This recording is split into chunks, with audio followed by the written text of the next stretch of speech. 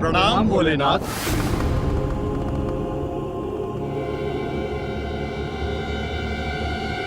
महादेव! प्रभु प्रभु प्रभु महादेव!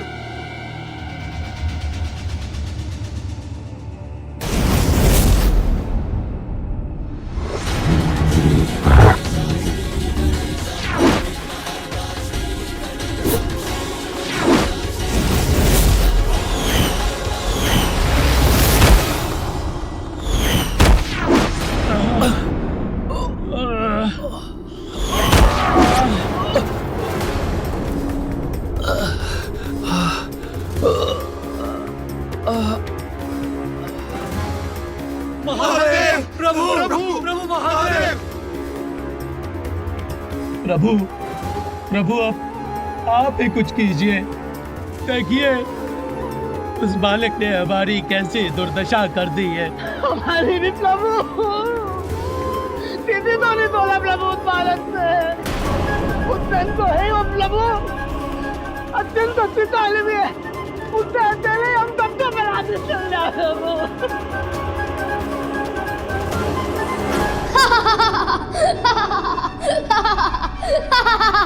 मैंने कितना कहा किंतु नहीं सुना आप सभी ने, तो अब भुगतिए परिणाम। मेरे गणों का अपमान मैं कदापि सहन नहीं करूंगा।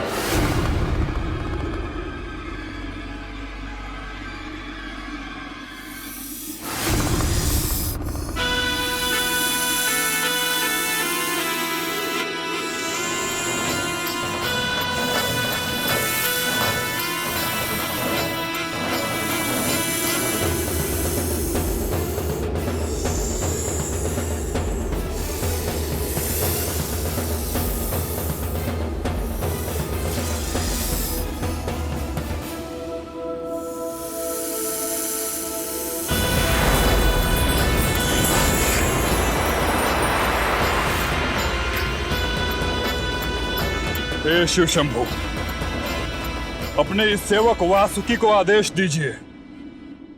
मैं अभी जाकर इस बालक को उचित पाठ सिखाता हूँ। एक उद्दंड बालक भोलेनाथ की महिमा को चुनौती दे, यह देवराज इंद्र को स्वीकार नहीं है प्रभु। अमृतपान कर चुके हैं हम, अमर हैं हम देवता प्रभु। अभी उस उद्दंड बालक को अमृतों की शक्ति दिखाते हैं। हाँ, की शक्ति का अहंकार है इस बालक को। मैं अपने ताप से भस्म कर दूंगा उसे। गजासुर हमारे समक्ष टिक नहीं सका, तो दुस्साहसी बालक हमारे सामने क्या टिकेगा? प्रभु, उसका अहंकार भी नष्ट होगा। हाँ, अहंकार का नष्ट हो जाना ही उचित है। प्रतीत होता है यही होगा। अहंकार मिटेगा और तो ही तो शुभता का विस्तार होगा।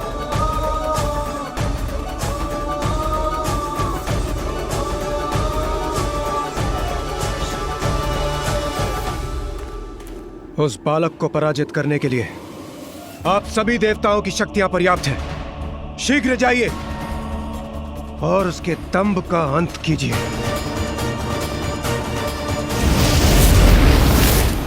अवश्य मिटेगा, सबका अहंकार मिटेगा।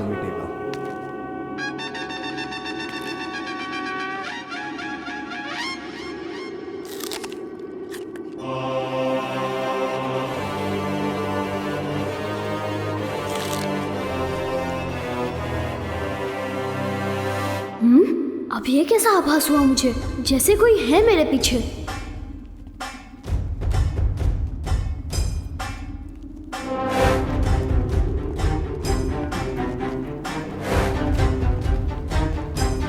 ना स्वयं शांत बैठते हैं, ना दूसरों को शांत बैठने देते हैं। उन्हें लौटाया था, अब ये आ गए। उचित है, आइए।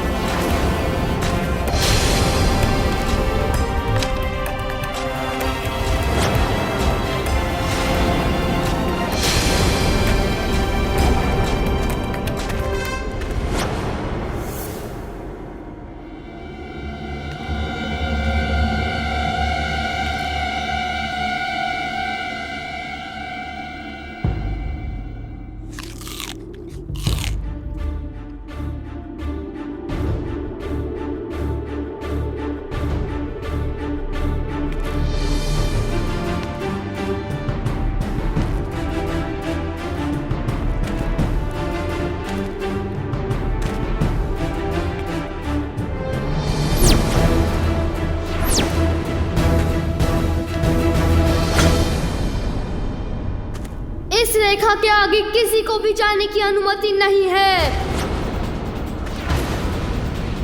किसी ने भी लांघने का प्रयास किया तो उसका परिणाम अच्छा नहीं होगा।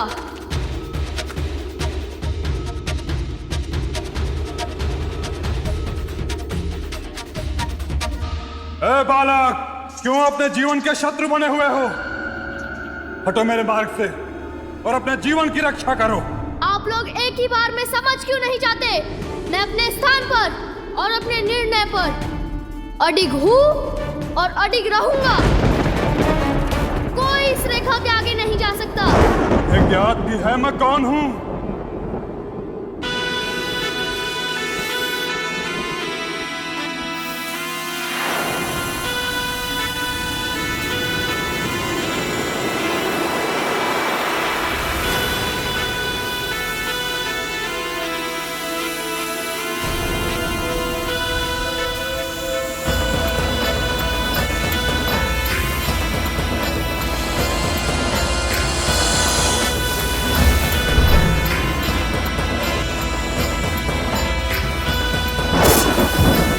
मैं तुम्हें निगल जाऊंगा।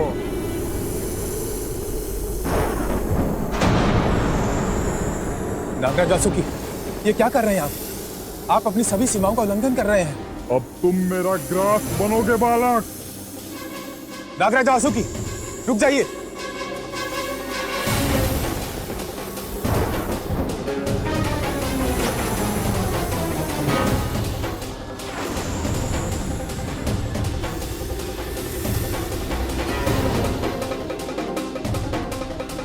रुकना तो इसे चाहिए था, शिव शंभु का अपमान करने से पूर्व।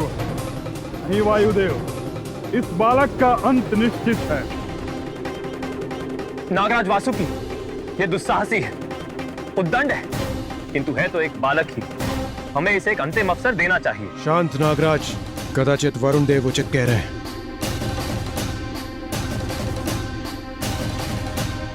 उचित है देवराज, किंतु यदि ये तब भी नहीं माने तो मैं विवश हो जाऊंगा।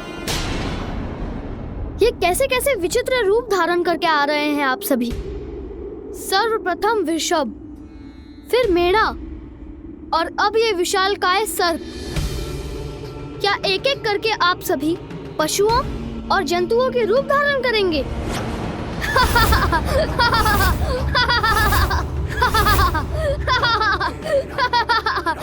तो ये बालक अब भी नहीं समझा। अब भी इसमें इतना ही अहंकार शेष है। इसके अहंकार का उपचार करता हूं मैं अभी। नागराज वासुकी, आप शांत हो जाइए। मैं समझाता हूं इस बालक, जिनका तुम अपमान कर रहे हो वो नागराज वासुकी है। वो नागराज वासुकी जो अमृत मंथन के समय मेरू पर्वत जैसे दिव्य और विशाल पर्वत की मथनी को सागर में स्थिर रखने के लिए डोर बने थे। एक ओर से इन्हें हम देवताओं ने पकड़ा और दूसरी ओर से दुष्ट असुरों ने। फिर वासुकी जी की सहायता से सागर मंथन हुआ, जिसके परिणाम स्वरूप सागर ने हमें अनेक दिव्य उपहार दिए। सर्वप्रथम सागर से निकला अत्यंत घातक हलाहल विष, फिर देवराज इंद्र का वाहन ऐरावत, गौमाता कामधेनु, दिव्य अश्व उच्च श्रवा, बहुमूल्य कौस्तव मणि, कल्प वृक्ष, रंभा, मेनका आदि अप्सराएं, श्री स्वरूपिणी माता लक्ष्मी, मदिरा कलश लिए अपूर्व सुंदरी वरुणी, चंद्रमा, दिव्य पारिजात वृक्ष, शंख और आयुर्वेद एवं अमृत कलश के साथ धन्वंतरी जी भी। और तुम उन नागराज वासुकी देव का अपमान करने की भूल कर रहे हो जिनके सहयोग के बिना सागर मंथन असंभव था। ओह अच्छा, तो सागर मंथन में ऐसा हुआ था। सुनो बालक, मेरे सूर्यदेव के अतुलित तेज से, अग्निदेव के ताप से, वायुदेव के 49 मारुतों के वेग से, जल संचारक वरुण देव की शक्ति से तुम परिचित नहीं हो बालक।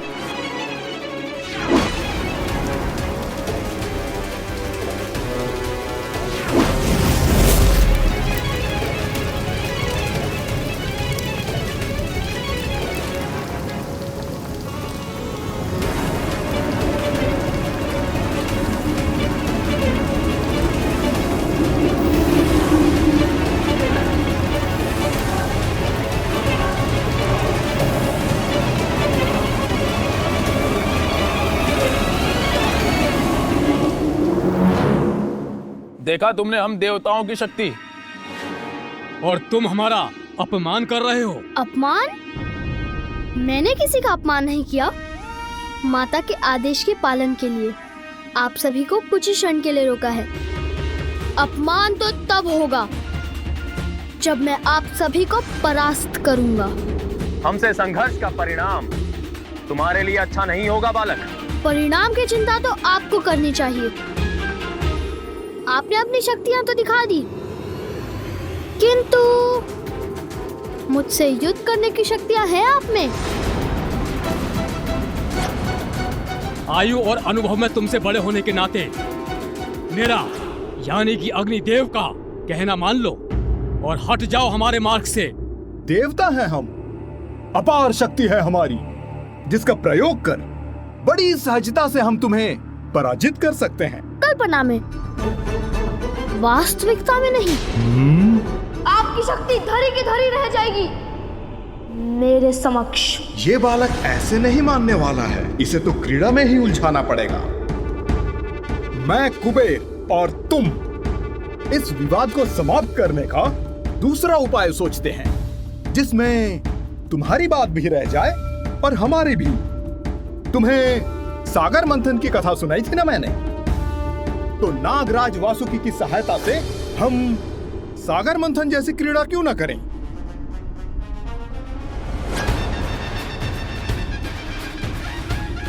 हाँ, कदाचित इसमें आनंद आएगा, किंतु मंथन के बाद सागर में से इतनी दिव्य वस्तुएं निकली थी। हमारी इस क्रीड़ा में जो विजयी होगा उसे क्या प्राप्त होगा? यदि हम देवता विजयी हुए तो तुम हमें आगे जाने दोगे। विजय होंगे आप सभी? असंभव।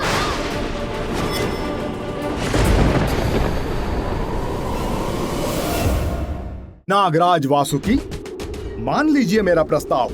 इस क्रीड़ा में यह अवश्य पराजित होगा। इसके हट के साथ भोले शंकर की प्रतीक्षा भी समाप्त होगी और वो भीतर भी जा सकेंगे।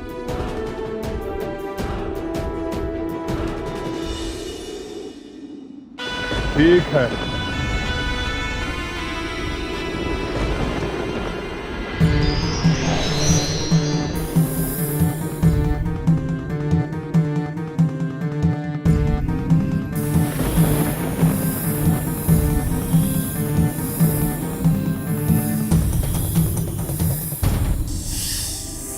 ये नाग तो अब भी अपना क्रोध दिखा रहे हैं।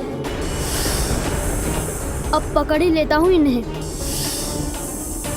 मैं तो आपको मुख की ओर से पकड़ूंगा और आप सभी इन्हें पूंछ की ओर से पकड़कर खींच लीजिए। ये इस बालक का भोलापन है या अहंकार जनित अति आत्मविश्वास?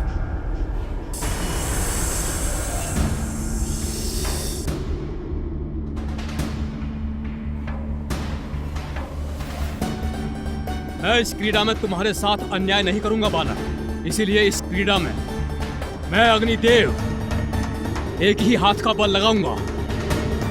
क्षण भर में समाप्त होगी यह क्रीड़ा। अग्निदेव के समक्ष पल भर भी नहीं टिक सकोगे तुम। प्रारंभ करें बालक? अवश्य।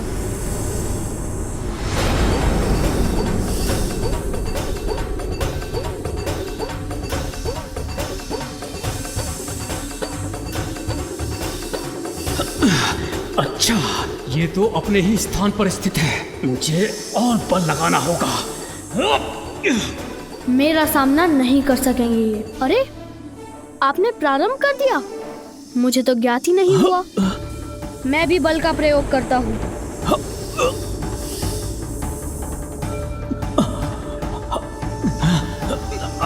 अरे, ये क्या हो रहा है? इस बालक ने मुझे कैसे खींच लिया? आप स्थित रहिए अग्निदेव, मैं आपकी सहायता करता हूं।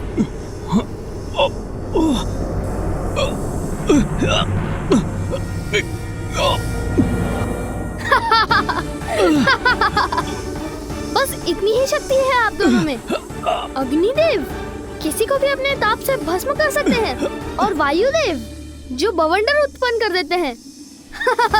बालक, अब हम इस क्रीड़ा को समाप्त कर देंगे।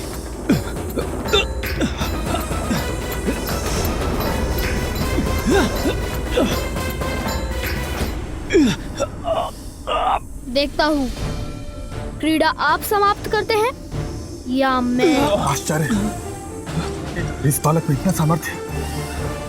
अग्निदेव और मेरी वायुदेव की सम्मिलित शक्ति का सामना कर रहा है, खींच रहा है हमें।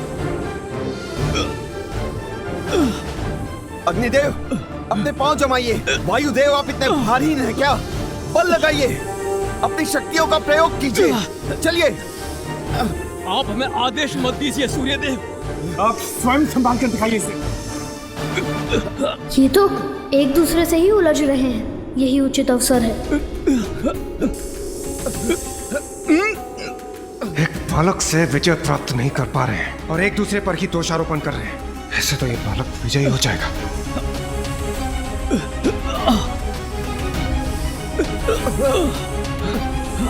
कुबेर जी, आप देख क्या रहे हैं?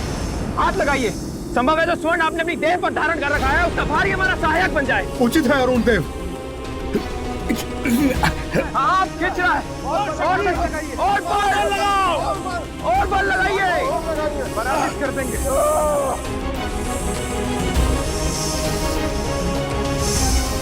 ये कैसे संभव है? अवश्य ही बालक कोई अदृश्य मायावी शक्ति का प्रयोग कर रहा है। हम भी अपनी दिव्य शक्तियों का प्रयोग करते हैं।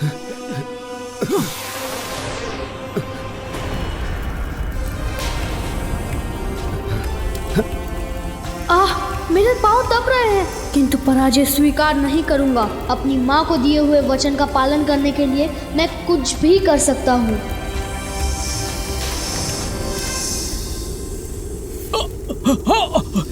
अब देखिए मेरी शक्ति।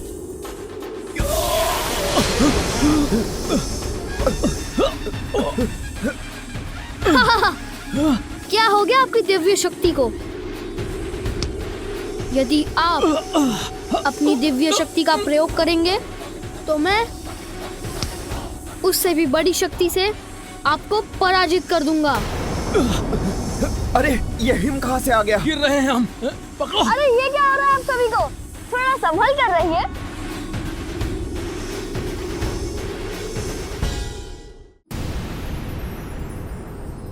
बड़ों का अपमान तो बालक का दुर्भाग्य बनता है स्वामी। आपके वरदान से प्राप्त पार्वती का पुत्र देवताओं का बार बार अपमान क्यों कर रहा है? हाँ प्रिय, इस बालक की उदंडता में वृद्धि होती जा रही है और ये शुभ नहीं। प्रभु, यदि आप सारे देवताओं को बता दें कि ये बालक देवी पार्वती का पुत्र है तो ये युद्ध स्वतः रुक जाएगा। देवी, जब स्वयं भोलेनाथ शांत है तो इसके पीछे अवश्य ही कोई बड़ा कारण होगा। अब मैं इस बालक की उदंडता को और नहीं सहूंगा। अब मैं इसे अपना तेज दिखाता हूँ। देवगण, आप लोग नागराज वासुकी को छोड़ दीजिए।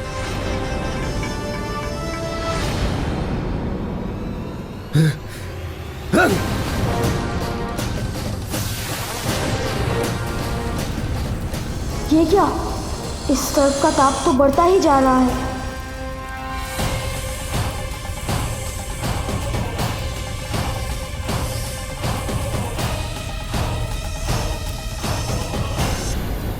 कुछ भी कर लीजिए, किंतु मैं आपको नहीं छोड़ूंगा।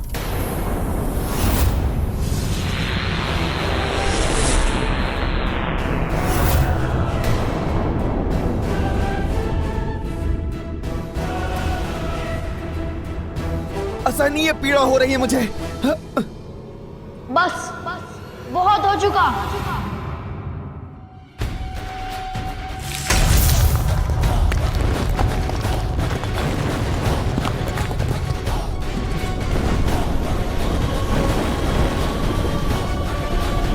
इसने तो पृथ्वी को विभक्त कर दिया।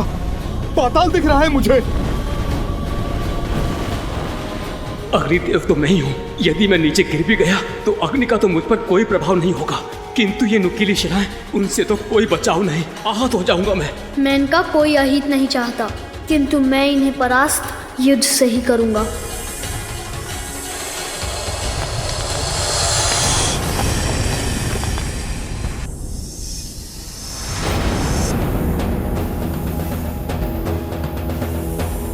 सभी देवगण पराजित हो रहे हैं। अब मुझे ही शीघ्र कुछ करना होगा।